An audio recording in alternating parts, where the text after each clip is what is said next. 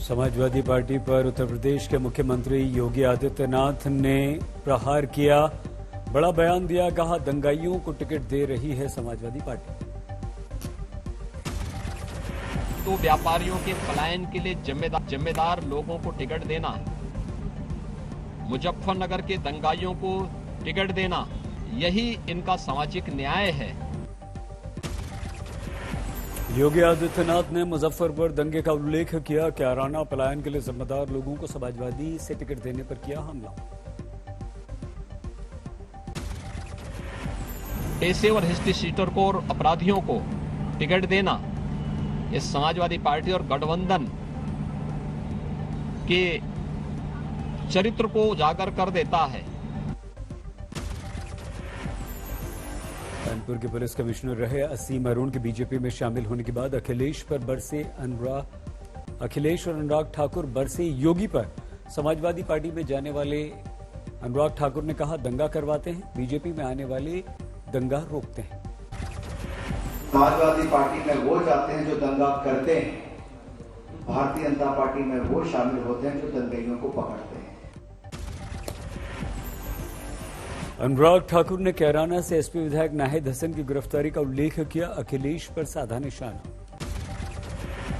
असीम अरुण ने बीजेपी में शामिल होने के बाद पिछली सरकारों पर साधा निशाना। बोले पहले की सरकारों में माफियाओं के लिए आते थे फोन, लेकिन योगी राज में बीजेपी दफ्तर से कभी कोई फोन नहीं आया। पिछली सरकारों में इस तरह के फोन पुलिस अधिकारियों के पास आया करते थे कि ये अपराधी तो हैं, लेकिन ये सुधरने का प्रयास कर रहे हैं, इनको मदद करो। असीम अरुण के बीजेपी में शामिल होने पर अखिलेश का व्यंग्य। बोले वर्दी में कैसे कैसे लोग छिपे थे। कैराना से एसपी उम्मीदवार नाहिद हसन पर घमासान। अखिलेश बोले परिवार के किसी और को हम देंगे टिकट। लखनऊ में समाजवादी में शामिल हुए दारा सिंह चौहान योगी सरकार में थे मंत्री।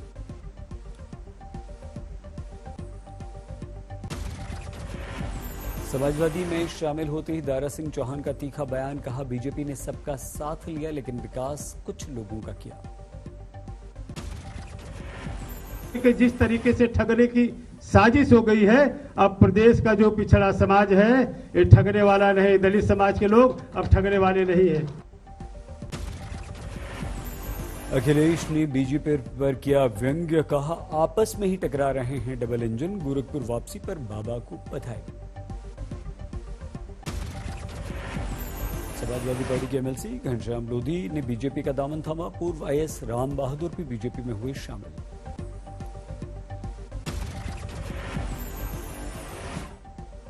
यूपी के सीएम का कल दिल्ली दौरा। 18 जनवरी को गाजियाबाद जाएंगे योगी। 50 प्रचार वाहनों को करेंगे रवाना। यूपी के चुनावी प्रचार के लिए अमित शाह का प्लान। 23 जनवरी से विधानसभा चुनाव का करेंगे प्रचार। मुलायम सिंह यादव के घर में बीजेपी की राजनीतिक सेंधमारी। छोटी बहू अपर्णा यादव बीजेपी में हो सकती हैं शामिल। अलीगढ़ में टिकट नहीं मिलने पर भड़के आरएलडी के टिकट के दावेदार। आरएलडी प्रत्याशी को हराने का आह्वान।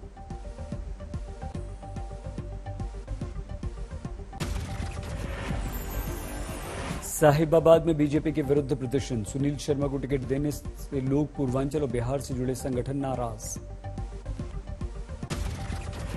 संभल में टिकट बदलने पर बीजेपी में बगावत। 500 से ज्यादा कार्यकर्ताओं ने दिया इस्तीफा। मथुरा के गोवर्धन विधानसभा से कारिंदा सिंह का टिकट कटने पर हंगामा। बीजेपी कार्यकर्ताओं ने जमकर नारेबाजी की। जन अधिकार पार्टी प्रमुख बाबू सिंह कुशवाहा का दावा, हमारी बीजेपी और एसपी दोनों से बात हुई, लेकिन नहीं बन पाई कहीं बात। कांग्रेस उम्मीदवार पंखुड़ी पाठक के लिए छत्तीसगढ़ के मुख्यमंत्री भूपेश बघेल ने किया door to door campaign. Noida के सोरखा गांव टिकट नहीं मिलने पर समाजवादी पार्टी के नेता आदित्य ठाकुर का हंगामा। एसपी कार्यालय के बाहर आत्मदाह का प्रयास। कानपुर के कल्याणपुर में वोट बहिष्कार का विरोध। मतदाताओं ने गलियों में लगाया नारा, रोड नहीं तो वोट नहीं।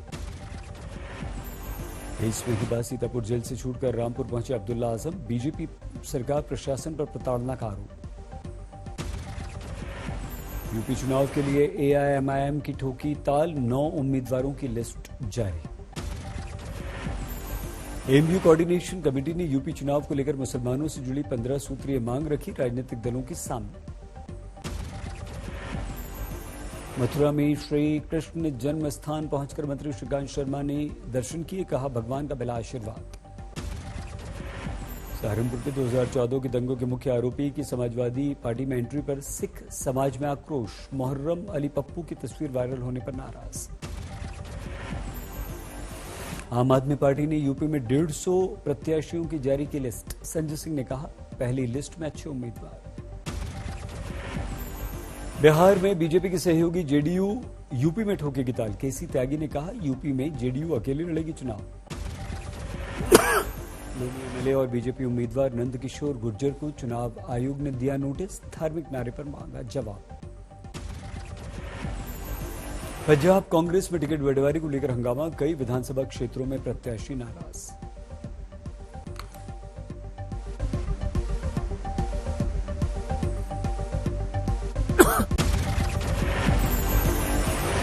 पंजाब में छन्नी के बाद बीजेपी ने भी चुनाव की तारीख आगे बढ़ाने की मांग की। पंजाब में सीएम चन्नी के भाई डॉक्टर मनोहर सिंह को कांग्रेस ने नहीं दिया टिकट। चन्नी के भाई ने टिकट नहीं मिलने पर की बगावत, कहा निर्दलीय लड़ूंगा।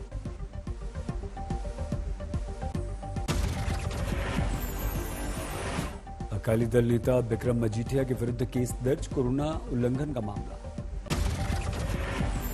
गोवा में केजरीवाल ने मोदी पर साधा निशाना, बोले मुझ पर और मनीष पर कराए इन्होंने छापे।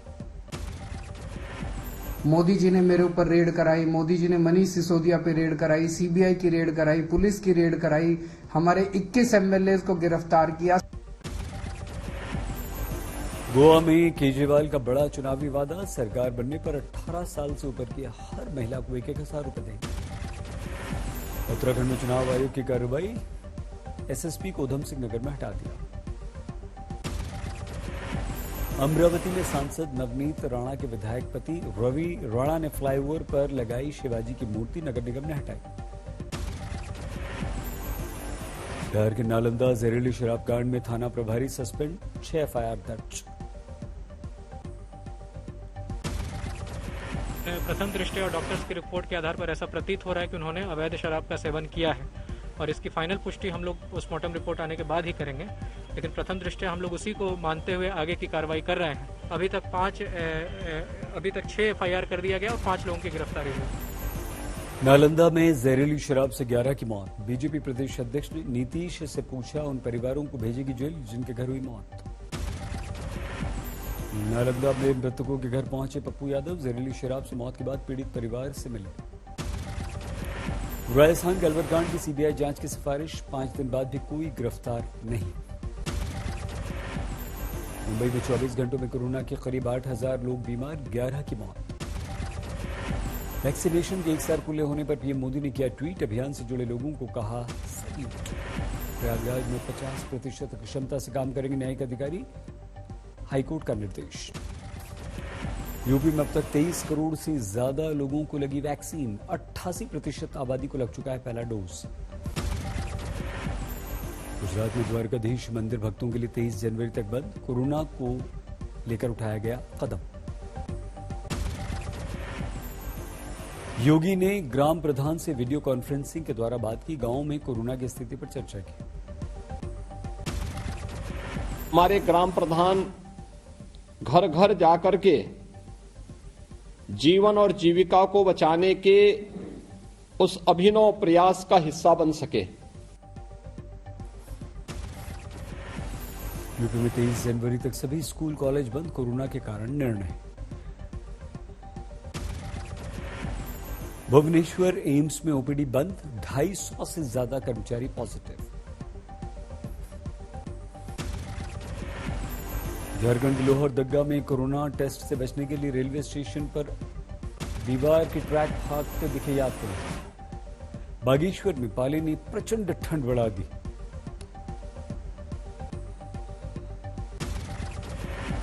झालावाड़ में सर्दी का सितम, शीतलहर ने जनजीवन कर दिया अस्त व्यस्त।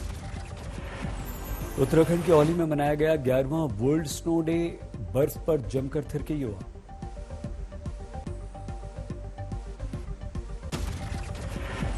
भोपाल में शीतलहर से लोग परेशान, घने कोहरे ने यात्रियों की बढ़ा दी मुश्किलें। जम्मू कश्मीर में वीकेंड लॉकडाउन के बीच ठंड से परेशान लोग।